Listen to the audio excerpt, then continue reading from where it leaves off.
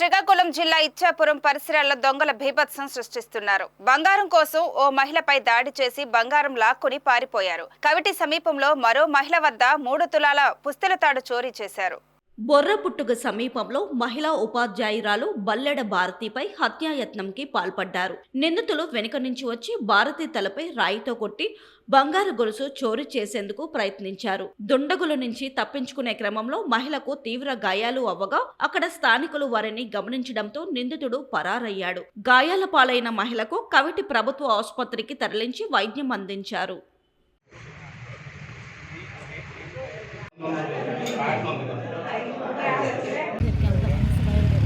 వెళ్తుంటేమో అతనేమో దగ్గర వచ్చాడు.